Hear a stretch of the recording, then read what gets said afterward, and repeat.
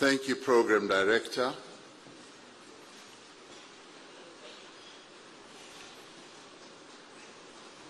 The leadership of the Black Business Council, Your Excellencies, ambassadors, and high commissioners who are here. And I heard there was a lot of excitement when the ambassador of Venezuela, Cuba, and Russia were mentioned.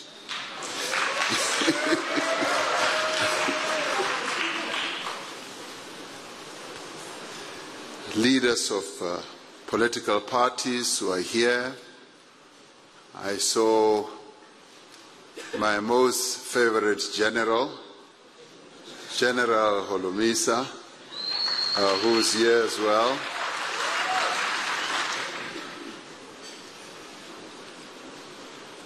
I used to be his Secretary General, and he continues to call me Secretary General, or SG. And then he left and went elsewhere. Minister Natim Tetwa, I haven't seen other ministers, directors generals, and representatives and leaders of various business organizations who are here. I saw some as I entered. And of course, the sponsors of this event, a wonderful galaxy of sponsors, including government entities, distinguished guests, and ladies and gentlemen. It is always a great honor, truth be told, for me to attend a gathering of the Black Business Council.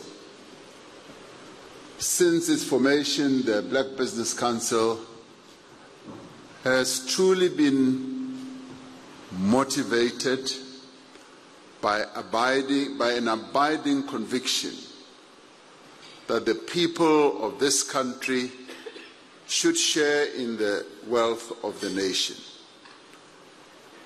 in typical and true form of what the Freedom Charter said. Underpinning all its activities and its various pronouncements is a very clear determination to fundamentally transform the economy of our country. And to a large extent also to express its own understanding of our economy. There are times when I think that as South Africans, we don't fully understand the economy of our country, how it functions, and also its history, how it came to be the type of economy that it is. And sometimes I have a sense that we don't even understand what drives this economy. But I must say that quite often when listening to the leadership of the BBC, the BMF, one gets a sense that, yes, there's a keen understanding of the economy of our country. So I would applaud the leadership of the BBC in your various articulations, as you have demonstrated that you do indeed understand our economy and also how it should be transformed. In the end, the BBC is much more than just a voice of black business. It is the voice of a nation that continues to want to free itself from the bondage of discrimination and of dispossession, but also from the poverty and unemployment, and also from extreme inequality and a grave injustice that was visited upon our people when colonialists descended on our country and the apartheid rulers took power and started a whole-scale process of oppression and discrimination. We are here this evening to affirm our shared desire, and I underline shared desire, to forge a new economy, and underline new economy, in which all South Africans have a meaningful stake and can play meaningfully, and in which all have equal opportunity, and from which all the people of our country can benefit, as was foreseen by our forebears when they drafted the Freedom Charter. This is a monumental task that we have to embark upon, but we also would be embarking upon it at a time of great uncertainty in the world and in the world economy as well. The COVID pandemic has disrupted our lives in many, many ways, disrupted our livelihoods as well, disrupted production, trade, investment across the world and across our own continent, Africa, and indeed here in our own country as well. The devastating effects of the pandemic are being worsened by the impact of climate change on our communities and indeed on our economy as well. Most recently, the conflict in the Ukraine has added to these challenges, driving up fuel and food prices and intensifying geopolitical tensions. And now, even today, we begin to feel the effects of rising prices, the cost of living going up, getting the central bank to respond by raising the cost of money and the cost of debt.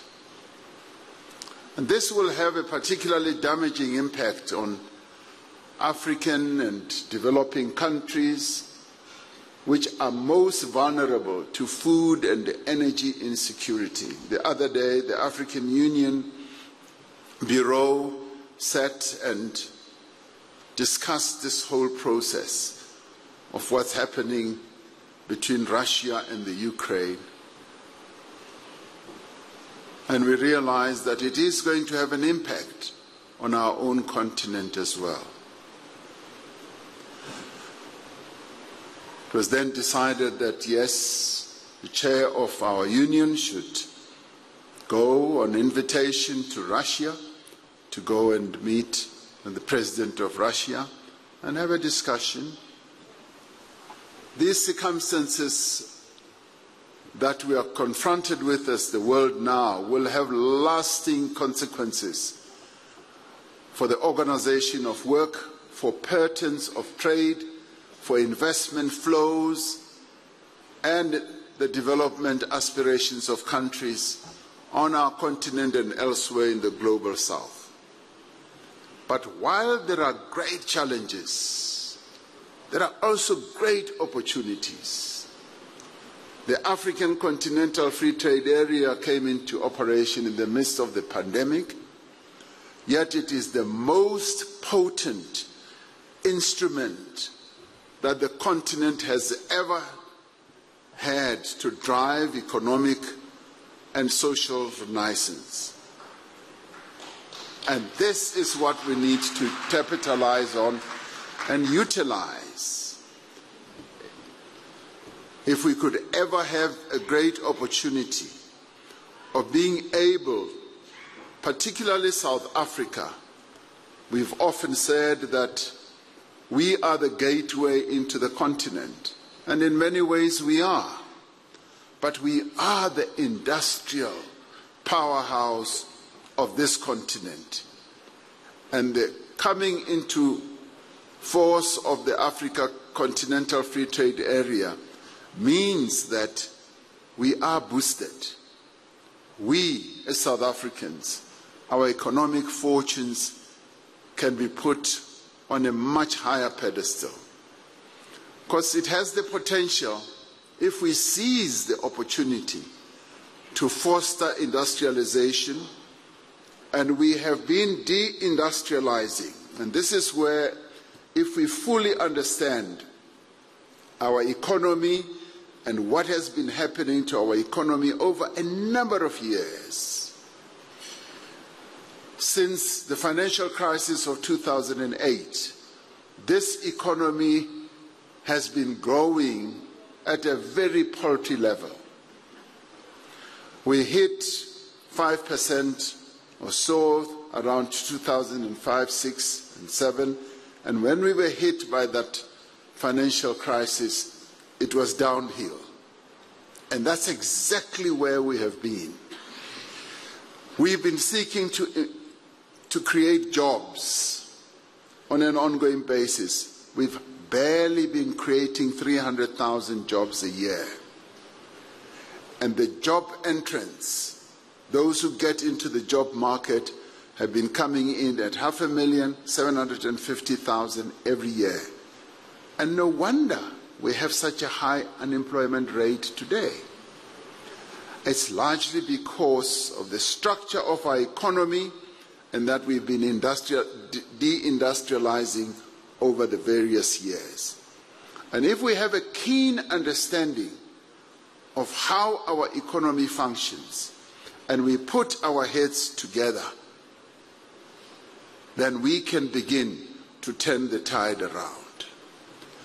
Now, the AfCFTA gives us an opportunity, yes, to capitalize on the infrastructure needs not only of our country but of the continent.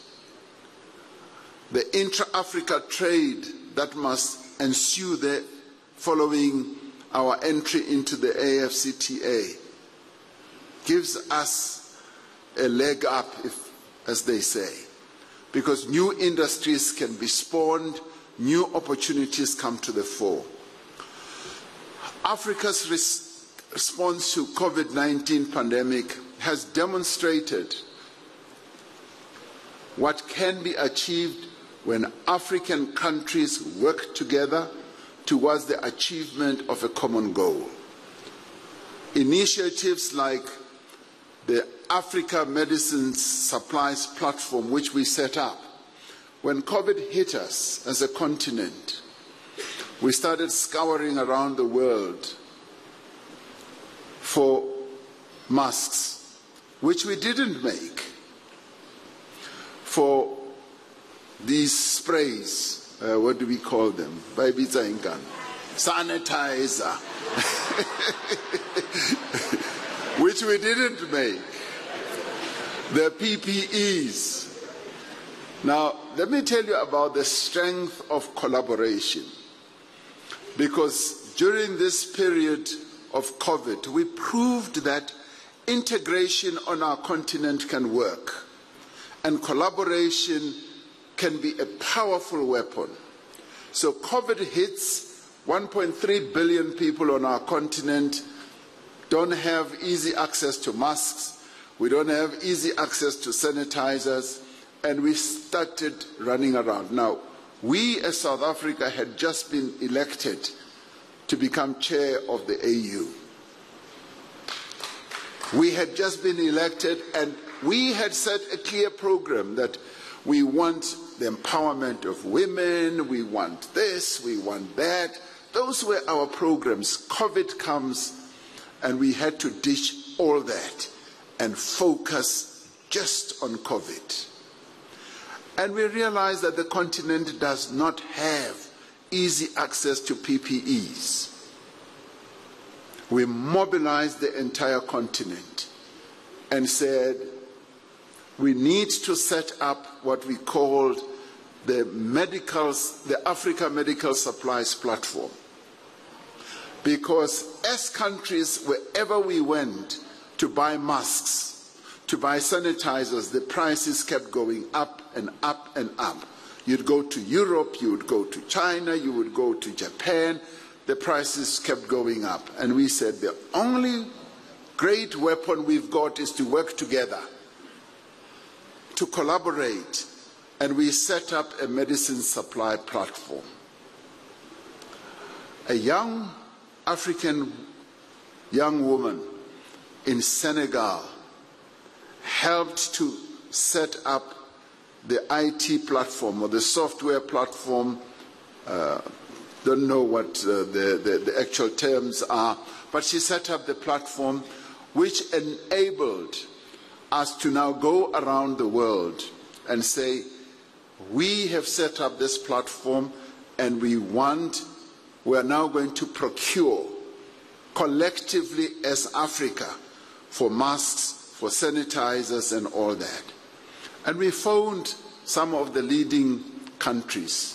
I personally phoned President Xi Jinping and said, we want your companies now to start selling to us through this platform. We phoned a number of others, and the platform was set up. The continent started buying from it. But the other opportunity that came is that South African companies started making masks, started making all these other equipments, and started selling through that platform.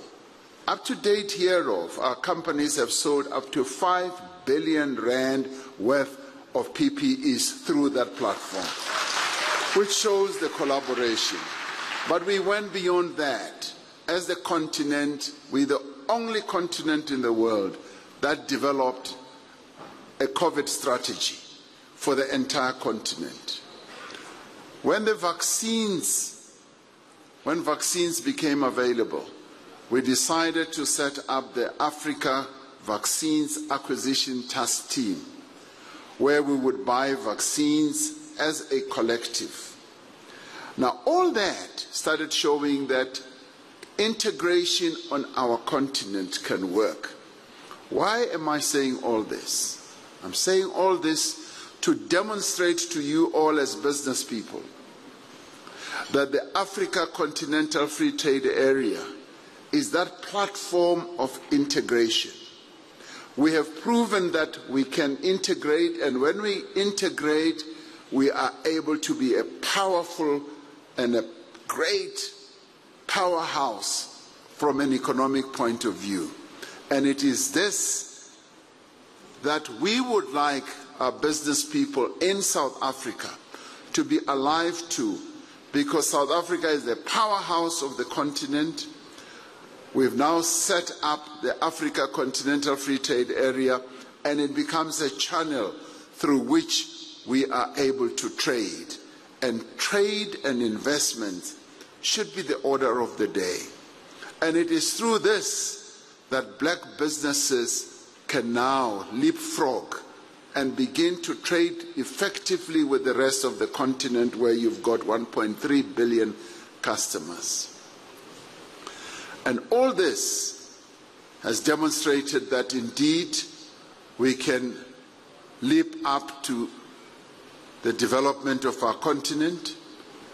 We can also move to manufacturing our vaccines, which is exactly what we've done, we've started doing, and we can demonstrate our capabilities. Now, like other countries on the continent, international developments weigh heavily on the performance of our economy. At the same time, we are confronting several domestic challenges, some of which are the legacy of our own apartheid past. Other challenges are the result of state capture, and others are a result of governance failures, where we ourselves have made mistakes, and yet others arise from the effects of COVID-19.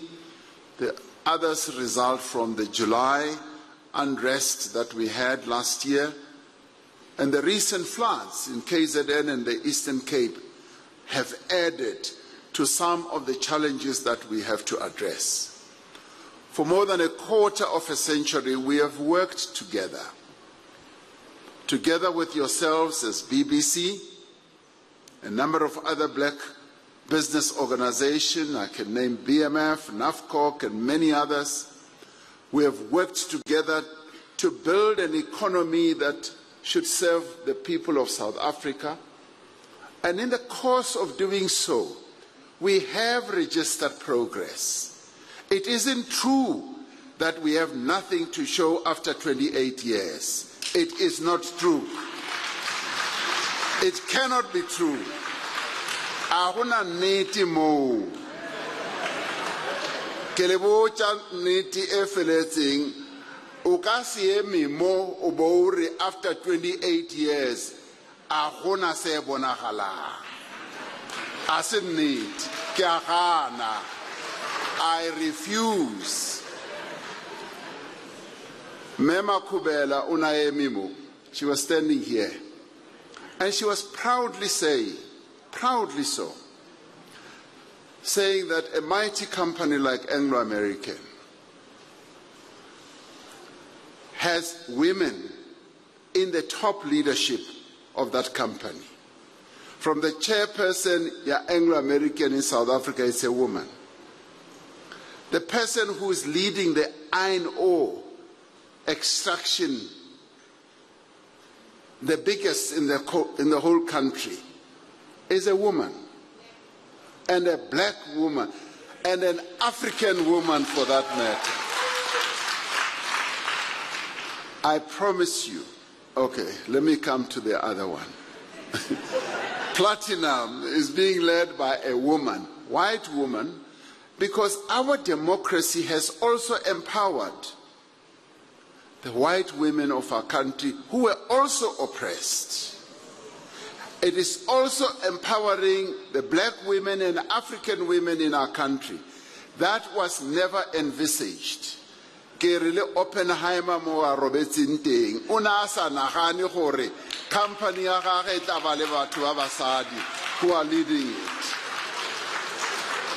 And you can therefore not stand here and say there's nothing to show. Ahuna neti mo. You could also not stand here and say we have nothing to show. Today, 28 million, almost 30 million South Africans who would have been relegated to poverty, abject poverty, today have a social welfare dispensation that supports people who apartheid and colonialism had relegated to total continuous poverty. And we cannot come here and say the 4 million houses that have been built by this government don't exist. It cannot be.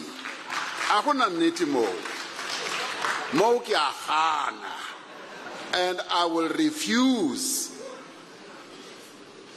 I will refuse because today we have a coal company, the third largest in the world, that is black owned and black led. It is extracting and exporting coal. And this was enabled, yes, Mrs. Makubela was saying so. This was enabled by the policies of this government. This government has enabled that to be the case. Of course, we want many more, but we cannot stand here and say we have nothing to show. Today, our universities, the majority of children who are in our universities, even the so-called white universities, previous white universities, Wits, Pretoria, UCT, Stellenbosch, you name them. The majority of young people who are there are black children. So you cannot come and stand here and say, we have nothing to show. We have a lot to show, because that is the transformation that has ensued. We have expanded access to skills. We have expanded access to opportunities by black people. Black people today have greater opportunities. We have used instruments like the preferential procurement, employment equity, and broad-based black economic empowerment to begin to correct the huge distortions in our economy. Yes, I was the chairman of the Black Economic Empowerment Commission. And when we crafted that report, we envisaged that we should ensure that black people do gain entry into the economy. And then we started looking at varieties of levels, the equity part, the management part, and the procurement, and so forth. Now, all these things are happening. Now, when one stands here and says the cup is empty, it is not true. You'd rather say the cup is half full. You can't come and stand here, Ubori, hey, kapi empty, ahonam nixi mo kapung eo. When you yourself have been enabled, you must get to where you are by this very government.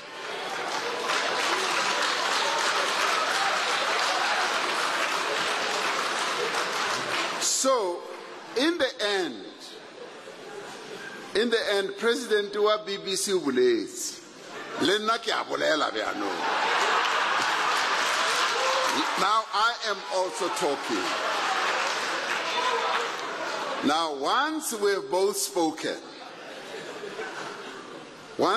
spoken, because this is what we should have done, we will go and sit in a corner somewhere, drink a cup of tea, hug each other, and then say, okay, let's stop playing to the gallery. Let's deal with the real issues.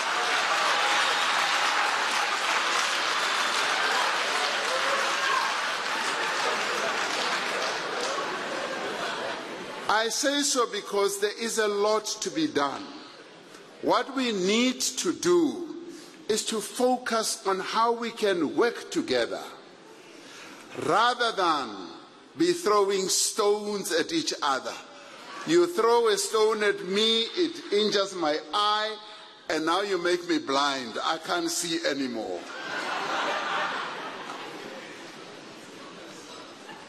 So, President wa BBC Urno must go home.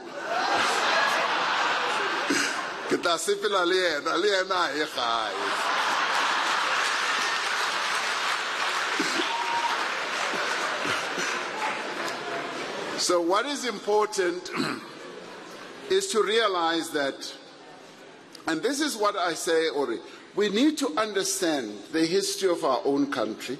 We also need to understand the moment that we are in. And I'll touch on some of those issues about the moment that we are in and the challenges that this moment where our country is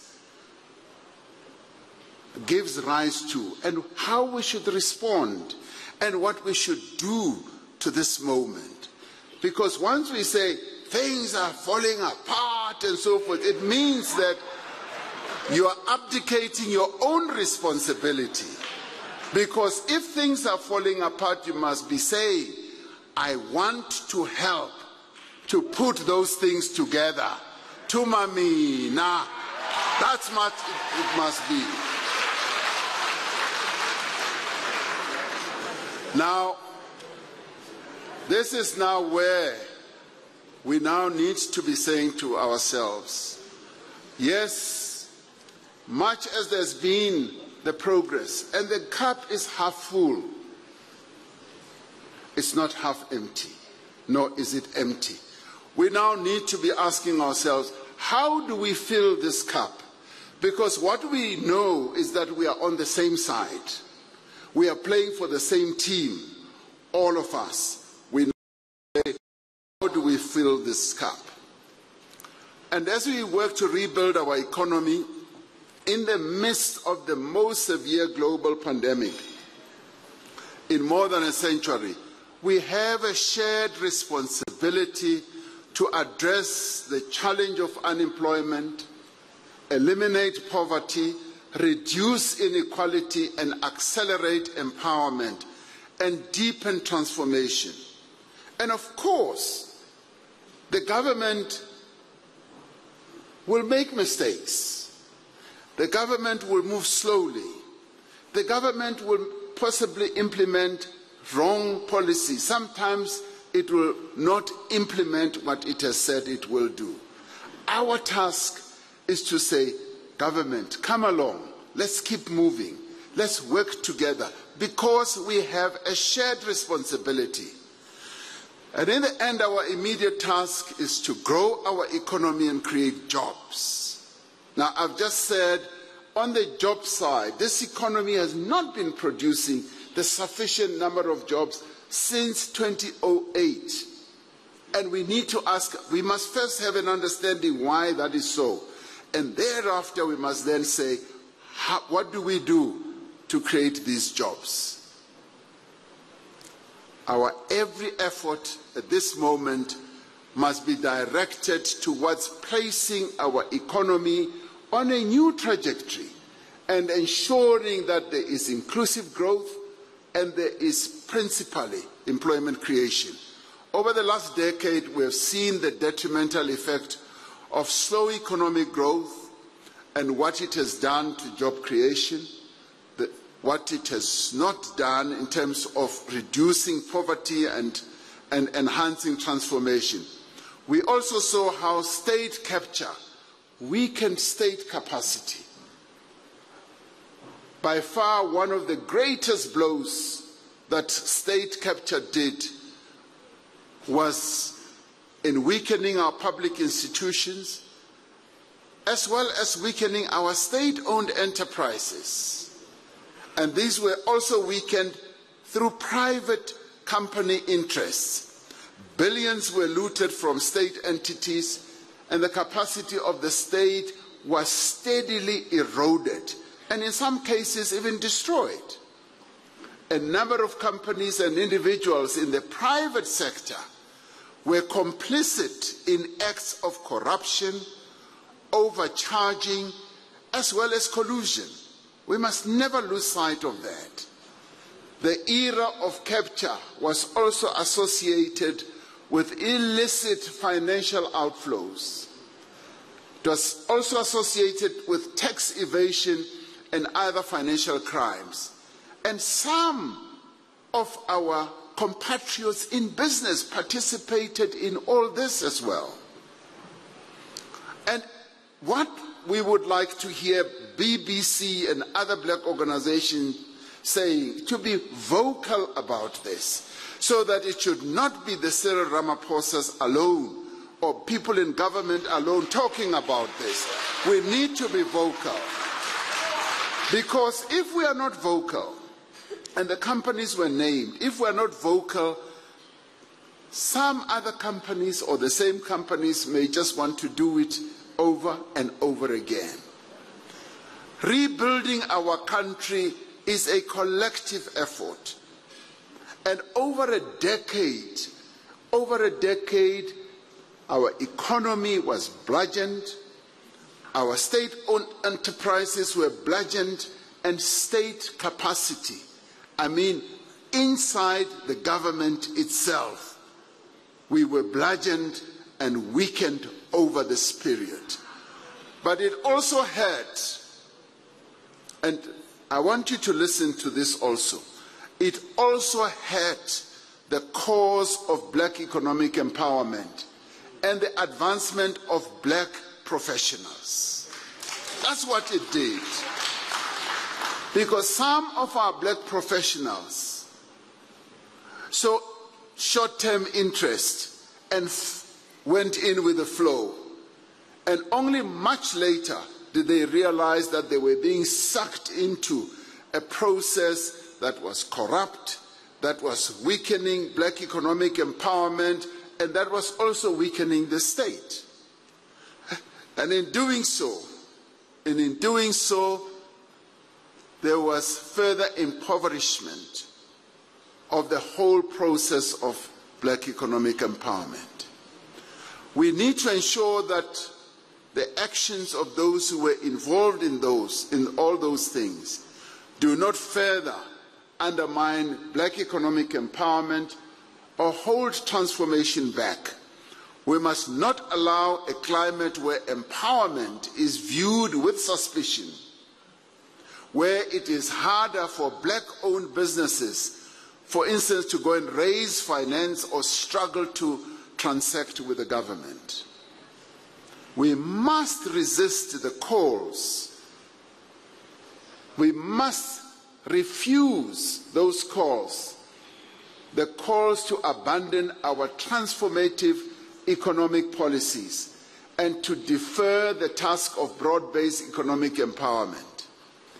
Now, more than at any other time in our history, we need to undertake the task of empowerment with greater intensity and with greater purpose in the face of resistance and those who use a new weapon.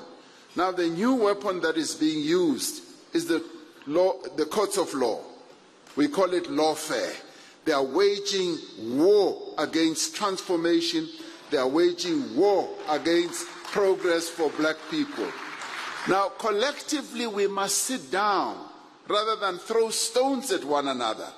We must sit down and say, President, ministers, this is the way, the war that is being waged against us. How do we counter this? Rather than stand here on public platforms and attack the very entity that you want to help you. How do you do that? Now, black economic empowerment needs a business environment in which companies can grow and thrive, where they can find new markets, develop new products, and employ more people. It is therefore quite significant. And you know, where we say nothing has changed in 28 years, listen to this. Now, I call an investment conference every year in our effort to raise this 1.2 trillion rand. Yeah? At this year's conference, the most significant part which I held on to and want to see more of it is that a number of black-owned companies came forward and pledged 36 billion themselves and say, President, we are going to invest 36 billion. Now, of course, I want to see that going to 500 billion. But it is going to come. Who did it come from? It came from black industrialists, people who make things, people who are not the middle people. They make things, they manufacture things, they are on the rise, and they are coming, and they are going to come in their large numbers, and government is going to support them. Now, empowerment obviously requires an infrastructure that is robust and reliable, and a network industries that are efficient and competitive. And that is where you are going to find government supportive and supporting those businesses. These are the roads that must connect emerging farmers to markets. The other day I read a wonderful report written by somebody who is completely independent. President of BBC speaks about land. And this person says, just in the 1 year past, the year of COVID, government introduced a program that has benefited 10,000 farmers. And he says, we went and researched it. We saw it for ourselves. Government gave them vouchers, and they took those vouchers, they went and bought seeds, fertilizers, implements, and he writes that that has freed up 294,000 hectares of land. Black people are farming. Black people are producing food. And this year we are going to do 250,000. Listen to that, President of BBC. Now this is precisely what we are doing, where some of us now say nothing has changed. How can those 10,000 farmers now say we used to have land which we didn't work? Today we are working that land because government is busy. It is working on a continuous basis. The criticism should be, you are not doing enough, which is true. You are not moving quickly, which is true. You are too bureaucratic, which is true. And. That should be the criticism. But that criticism must then be followed up by, President, how can we help you? How can we support you to do more? That should be the approach. That should be approach. Rather than, yes, no, we are going to tell you truth to power. You are not a bystander. You are a fellow traveler. You must come into the scrum and work with us. Because you can't say, you must get in and say, I want to work to make this country work. It is a collective responsibility. Government cannot do it alone. Colleagues, I want to stress this. I'm stressing it because I want to keep coming to the BBC summit. I want to keep coming.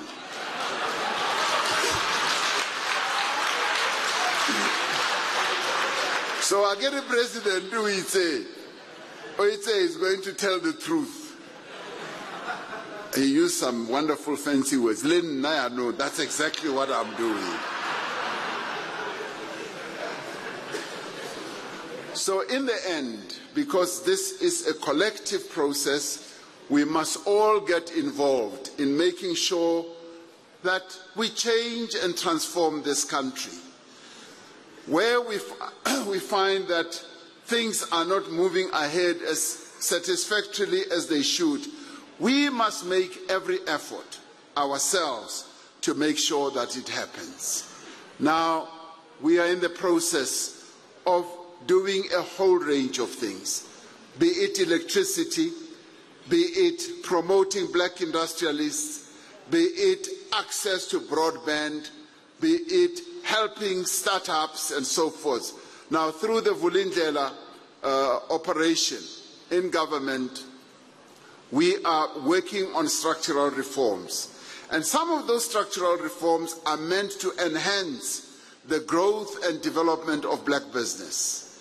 And these include policy reforms that will improve efficiencies in a number of places, in a number of sectors of our economy.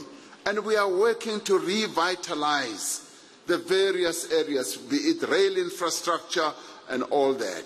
And all these things are areas that are receiving priority, be it in the water sector, be it in the whole range of others. We've even gone ahead to say, one of the biggest challenges that black business faces, as the president of the BBC was saying, is the non-payment of the invoices of black businesses. That is one of the biggest challenges. Now, in appointing Sipho Nkosi as the person who is going to unlock this whole process of bureaucracy and red tape, we would expect that in the course of doing all his work, he will also keep an eye on this. But we still want government processes themselves to be properly streamlined so that we are able to deal precisely with this. As I was coming in, the President and the CEO asked me, have you brought a checkbook to pay black businesses who are not being paid?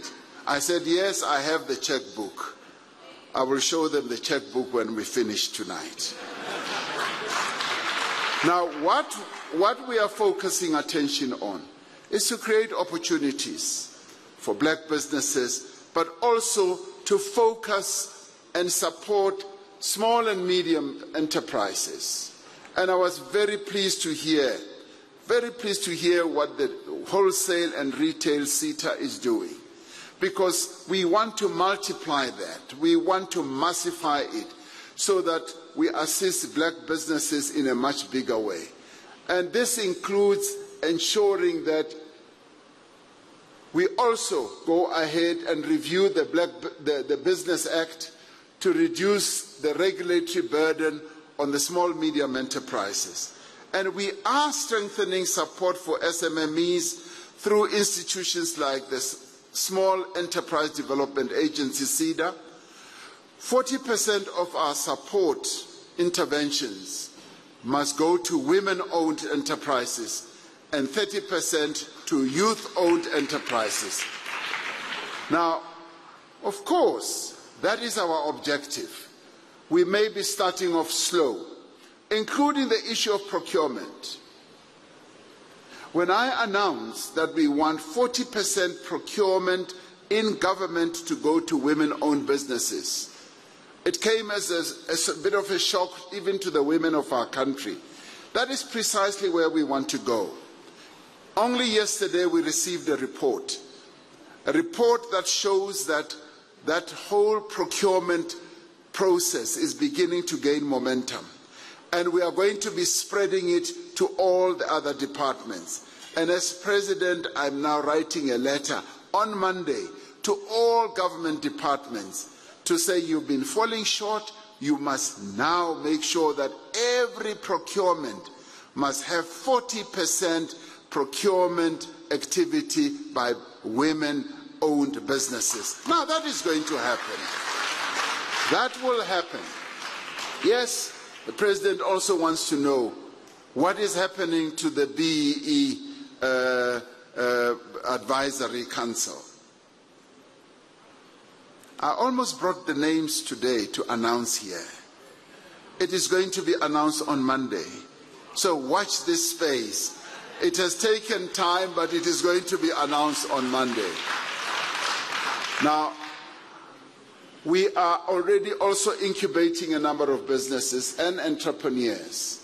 There is already a countrywide network of 110 incubators that are being expanded to townships and rural areas. Gauteng has just passed the Township Act. And the Premier tells me, and he just said, President, you will not believe the enthusiasm this has unleashed in the small, medium enterprise businesses that operate in the township. It has unleashed a lot of interest, and many of them have come forward and said, this is the change that we were waiting for. And we are also now moving forward with blended finance programs, providing funding to qualifying businesses at different stages in their life cycle, and we are aimed at growing black entrepreneurs. The Department of Small Business Development is in the process of finalizing the National Small Enterprise Amendment Bill. It provides for the creation of a small enterprise ombud to adjudicate matters related to that sector, including, as I was saying, the non-payment by both the private as well as the public sector, so that those who are not paid should have a place and an office where they can go to. So we will be having an ombud, and that will set the whole process on fire. And with this regulatory process that we have put in place, we are going to be able to make progress. The sectoral master plans that are being concluded across several industries have clear targets on localization, on empowerment, on socio-economic development and skills development. There are initiatives like the Automotive Industry Transformation Fund to facilitate transformation across the auto value chain by providing funding and capacity building for qualifying black-owned entities. In the renewable energy space, the IDC has taken early-stage risks, and we heard here the amount of money that the IDC is laying out, 8 billion rand, to ensure that we support transformation, to ensure that we prioritize BEE funding with operational involvement as a requirement and the funding of stakes for communities and workers. We are implementing targeted interventions to support black business in areas of manufacturing such as furniture, iron and steel, petroleum, chemicals and agro-processing. Now, this support aims to increase productive capacity as well as competitiveness and sustainability. Now, the Black Industrialist Program has invested over 30 billion rand in black-owned and black-managed firms. Now, this is the type of thing you should give an applause to.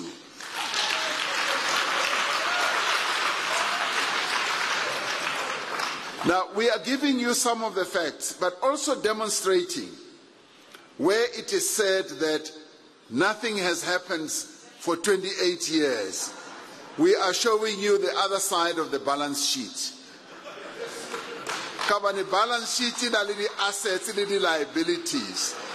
President of BBC is showing the liabilities. Naki wants the assets in billions. I'm showing it in billions. You now want the liabilities affair, speech. Now I am showing in billions. Now you tell me, truly, truth be told, you then tell me nothing has happened in 28 years. Where has that 30 billion gone to? Where has that 8 billion IDC gone to? What is it doing? What is the CETA, what are the CETAs doing? What are these transactions that Mrs. Makubela spoke about? And so forth and so forth. Over 500 million has been invested in SMMEs through the small enterprise manufacturing support program. Yeah? Now here is another initiative that you've also been raising, is the new public procurement bill. Now the public procurement bill, I will keep quiet until you listen. Thank you. The new public procurement bill is navigating its way through Parliament. And that procurement bill is going to completely revolutionize procurement, because correctly so, you have raised the matter. You have raised, and correctly so, and I applaud you as the Black Business Council. You have raised this matter over a long time. The BMF has raised this matter over a long time. And we applaud you and we honor you for having raised it. And we have listened. We have listened, and now the public procurement bill is coming. And we listen. Just as Minister Mthethwa listened about the flag.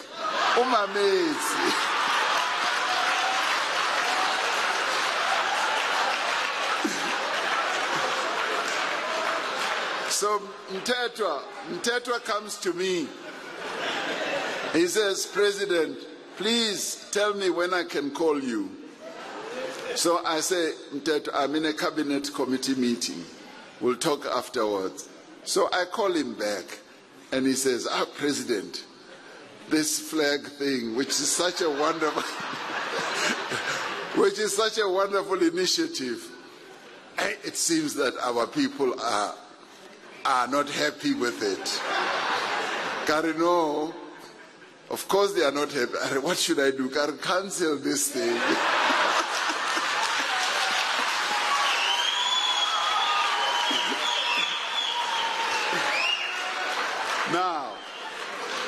Now I say so because we are a listening government. We listen to what our people say. We don't ride roughshod over our people. We listen. And the Minister Mthethwa was able to say, yes, President, we will pull this thing. And besides that, the cost was just too high. It's a wonderful project. Garino, pull it, we shelve it, we will see it. Once our economy is flying, then we will see it. Now, colleagues and compatriots, the success of what needs to be done depends on a cooperative partnership that harnesses the collective capabilities and responsibilities of government and other social partners.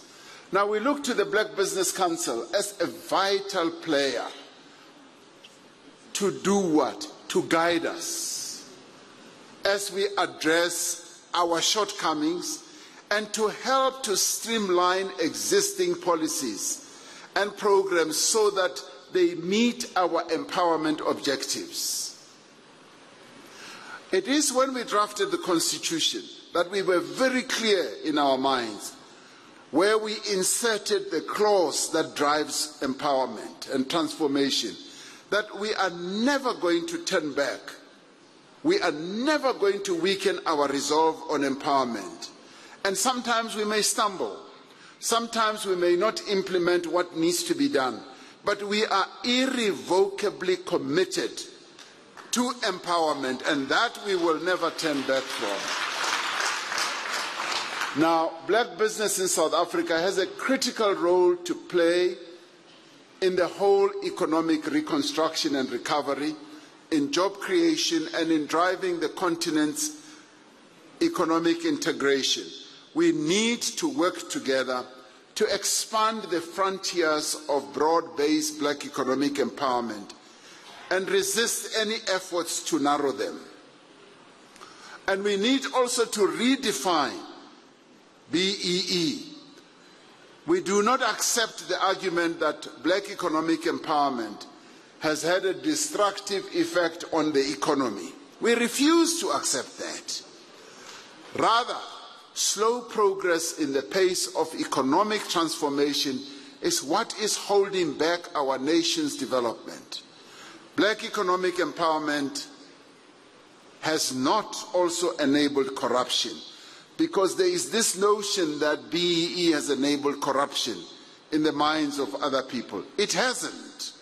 It was the corrupt in both the private and the public sector who enabled corruption and state capture. They are the ones who did so. Now, as a country, as I conclude, we face different challenges. Overcoming these challenges requires meaningful engagement. Whether you call it social compact, whether you call it economic summit or whatever, what we need is meaningful engagement. We are determined to forge such a compact, and we want to continue to engage with social partners on far-reaching measures that will enable growth and transformation of our economy. Now, in the State of the Nation address, I did say that we want to do this within a 100-day period, and we were talking about working days, not calendar days. Now, we are focusing on the calendar days. Now, the good thing is that we believe, and I've been given a full report, that progress is moving along. And we should be able working together, coming together with ideas, we should be able to make that. If we don't make that cut-off date, the important thing in the end is that the parties are engaged. That, for me, is the important part. The engagement and finding solutions on what we should do in our economy, for me, is the most meaningful part. Like the Black Business Council, this government continues to aspire to a South Africa in which all its people share in the abundant wealth of our country and our nation. And like the BBC, we are firmly committed to those actions that will accelerate progress towards that goal. Colleagues, we have worked together to address several problems and challenges. As business people, you know that a business does not become successful without encountering and overcoming a number of extremely challenging problems. And now I call on all of us that we should work together to restore our nation, to rebuild our economy, and to make sure that no community and no one is left behind. And I want to stress that if we work together and address the problems together rather than play to the gallery, we will be able to address our problems and find solutions. Thank you very much.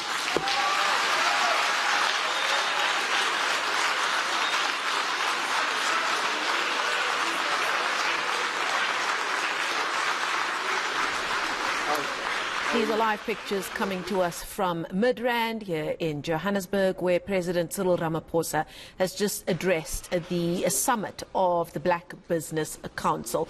The President spending a lot of time. Let's just listen in there again. Acknowledge the conversation that the President has shared with us this evening. Just some more applause for the President. The President spending quite a bit of time at the beginning of his speech speaking about South Africa's role on the continent as an industrial powerhouse, he called South Africa. And then he went on to address or dismiss comments about how nothing has been achieved with South Africa's economy in the last 28 years since the dawn of democracy, as it were. And he went to great lengths to talk about how the glass is half full and not indeed half empty. He acknowledged that state capture has robbed the country of a lot, but again, as we've heard him repeatedly do so, called on unity, called on people to work together, stakeholders like the Black Business Council. He called on them to work hand in hand with government to try and fix the many, many problems facing South Africa and indeed its economy. Of course, you would have read that the Black Business Council has been critical of the government and indeed just before the summit saying that they've seen little government support. The President there again at the end of the speech saying, let's not throw stones, let's not play to the gallery, he called it. He said that repeatedly,